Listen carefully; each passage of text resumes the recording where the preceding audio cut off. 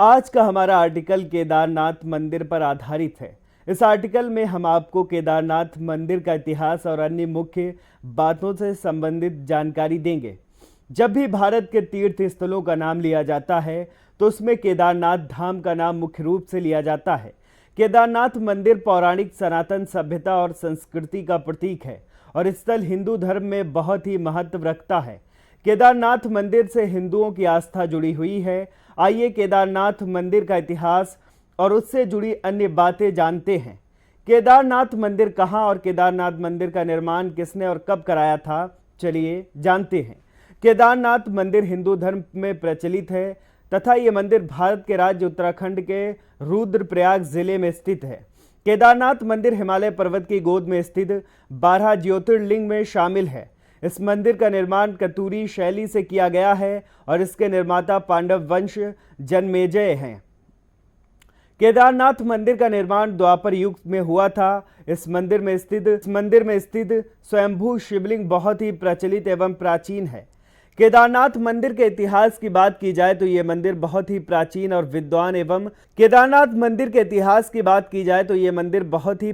है और विद्वानों एवं ऋषियों के अनुसार इस मंदिर का निर्माण 80वीं शताब्दी में हुआ।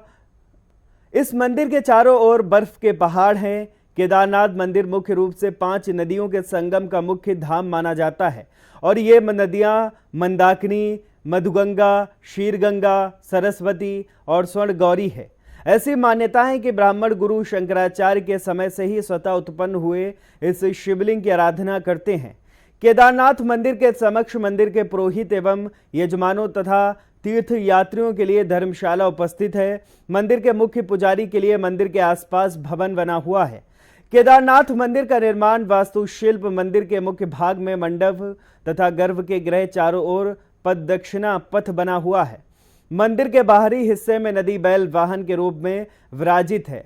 मंदिर के मध्य भाग में श्री केदारेश्वर स्वयंभू ज्योतिर्लिंग स्थित है, जिसके अग्र भाग पर भगवान गणेश जी की प्रतिमा और मां पार्वती के यंत्र का चित्र है। ज्योतिर्लिंग के ऊपर भाग पर प्राकृतिक स्फटिक माला पराजित है। श्री ज्योतिर्लिंग के चारों ओर बड़े बड़े 4 स्तंभ विद्यमान हैं और ये 4 स्तंभ चारों वेदों के आधार माने जाते हैं। विशालकाय 4 स्तंभों पर मंदिर की छत टिकी हुई है। इन विशालकाय 4 स्तंभों में मंदिर की छत टिकी हुई है।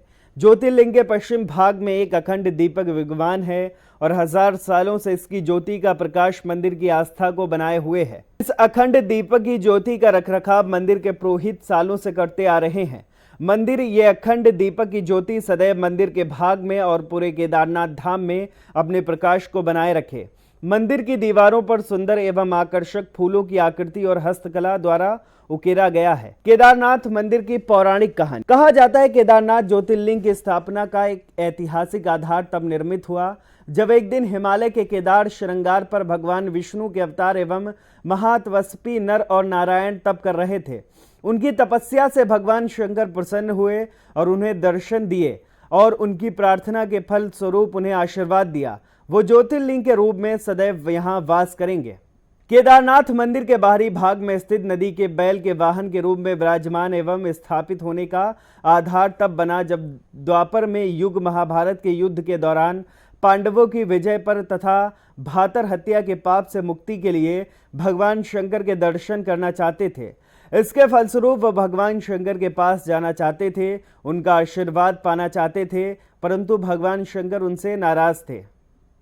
पांडव भगवान शंकर के दर्शन के लिए काशी पहुंचते, परंतु भगवान शंकर ने उन्हें वहां दर्शन नहीं दिए। इसके पश्चाताप पांडवों ने हिमालय जाने का फैसला किया और हिमालय तक पहुंच गए, परंतु भगवान शंकर पांडवों के दर्शन नहीं देना चाहते थे।